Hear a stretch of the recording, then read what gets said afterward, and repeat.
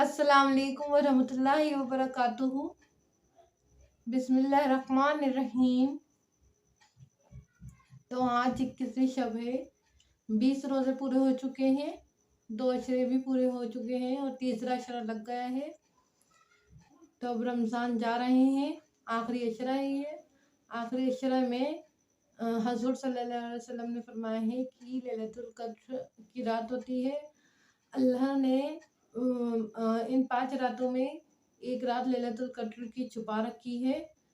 तो सल्लल्लाहु अलैहि वसल्लम ने इरशाद फरमाया है कि इन 5 रातों की खूब इबादत करें, अपने गुनाहों की बख्शिश मांगें, मग़फ़िरत के लिए दुआएं करें, जितना हो सके इबादत करें, कुरान पढ़ें, नमाज़ पढ़ें, नफिल पढ़ें, इशा की नमाज, तरावी, तहज्जुद के नफिल, ये सब पढ़ने के बाद कुरान भी पढ़ें, दरूद शरीफ पढ़ें, तीसरे अशरे की दुआ पढ़ें। तो ये 5 जो शब कद्र होती हैं वो कब होती हैं? जब 20 रोज़ा जब हो हम खोल लेते हैं ना, 20वां रोज़ा हम खोलते हैं, तो उसकी मगरिब के बाद की जो हो लग जाती है ना, वो 21वीं शब कद्र लग जाती है। फिर 21वां रोज़ा हम रखते हैं। तो उससे पहले हम सहरी खाने से पहले हमें वो जो रात होती है उसमें इबादत करनी होती है। तो इन रातों में खूब इबादत करें। 21वीं शब कद्र, 23वीं शब कद्र, 25वीं शब कद्र, 27 और 29वीं शब कद्र, इन 5 रातों में से एक रात लैलतुल क़द्र की है। तो इसलिए 5 रातों में सदका दें, जितना हो सकता है सदका दें इन रातों में। और फिर जो नफिल है मैं बता रही हूँ, वो नफिल भी आप पढ़ लें। तो सल्लल्लाहु अलैहि वसल्लम ने इरशाद फरमाया है कि माह रमज़ान बरकत का महीना है, फजीलत का है, सब्र और शुक्र का है, इबादत का महीना है। तो इस मुबारक महीने की जो इबादत का सवाब है 70 दर्जे अता होता है। तो हमें जो हम नमाज पढ़ते हैं ना रमज़ानों में, उसका सवाब भी हमें 70% मिलता है। तो नमाज तो बिल्कुल भी ना छोड़ें, क्योंकि रोज़े में नमाज छोड़ना बिल्कुल रोज़ा नहीं माना जाता है। तो नमाज भी पढ़ें। अब मैं नफिल बता दूँ आपको। अगर आपको अपने कब्र को नूर से रोशन करना है या फिर आखिरत अच्छी करनी है, तो उसके लिए ये इन लैलतुल क़द्र की रात में यानी कि शब कद्र की रातों में खूब इबादत करें कि पता नहीं कौन सी लैलतुल क़द्र की रात और हमारी इबादत कबूल हो जाए। घूमने फिरने से बचें, क्योंकि घूमने फिरने में कुछ नहीं रखा है। अपने घर में रहें और अपने घर में इबादतें करें। ज़रूरी नहीं है कि हम एक ग्रुप बना रहे हैं और जा रहे हैं मस्जिदों में और हंसी मजाक कर रहे हैं, आधे 1 घंटे पढ़ा और उसके बाद हंसी मजाक में लग गए हैं, घूमने फिरने में लग गए हैं। वो चीज़ नहीं करें। अपने घर में इबादत करें, इंशाअल्लाह सबकी इबादत कबूल होगी। अल्लाह हम सब की मग़फ़िरत अता फरमाए, हम सब के गुनाहों को बख्श दे। आमीन सुम्मा आमीन। पूरे कुल मोमिन मुसलमान को पक्का और सच्चा मुसलमान बनाए, आमीन।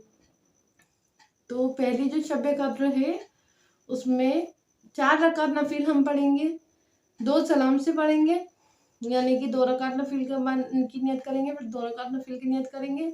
उसके बाद उसमें हम हर रकात में 4 रकात नफिल हम पढ़ेंगे 2 सलाम से।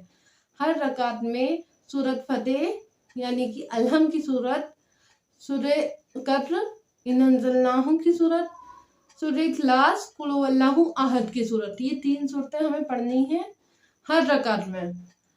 जब हम ये चारों रकातें पढ़ लेंगे उसके बाद हमें पढ़नी है 70 दफ़ा दरूद शरीफ। इसकी फजीलत इतनी है कि फरिश्ते जो हैं वो हमारे लिए मग़फ़िरत की दुआएं करते हैं। हम ये पढ़ते हैं और दुआएं मांगते हैं, तो फरिश्ते भी हमारे लिए मग़फ़िरत की दुआएं करते हैं।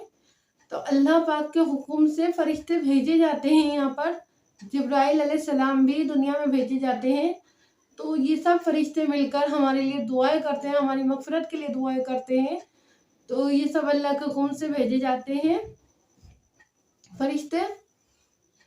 तो ये 4 नफिल हो गए। फिर 2 नफिल जो हमें पढ़ने हैं, 2 नफिल में सूरत फातिहा के बाद सूरह कद्र, इन्ना अंज़लनाहु की सूरत, सूरह इखलास, 3-3 बार सूरह इखलास पढ़नी है, 3-3 मरतबा। यानी सूरह फातिहा जो हम 2 रकात नफिल आकर के मानेंगे ना, 4 रकात नफिल हमारे हो गए। हमने 70 मरतबा दरूद शरीफ में पढ़ ली और दुआ भी मांग ली।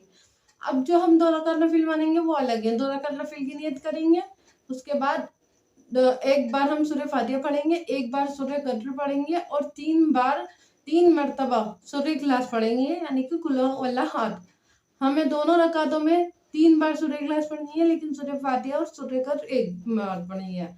आखिर में सूरह इखलास 3 बार पढ़नी है थी। तो ये चीज़ याद कर लें। उसके बाद हमें 70 बार अस्तगफिरुल्लाह पढ़नी है। अस्तगफिरुल्लाह रब्बी मिन कुल्ली ज़म्बि व अतूबु इलैहि। आप चाहें तो इस्तगफार भी पढ़ सकते हैं, लेकिन बेहतर यही होगा अस्तगफिरुल्लाह रब्बी मिन कुल्ली ज़म्बि व अतूबु इलैहि पढ़ें।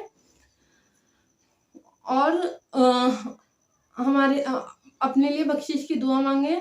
इंशाअल्लाह ताला इस नमाज की बरकत से, इस शब की बरकत से हमारे गुनाहों की बख्शिश अता करेगा अल्लाह ताला। आमीन सुम्मा आमीन। अल्लाह हाफिज़। दुआ में याद रखिएगा। अस्सलाम वालेकुम। जज़ाल्लाहु खैर।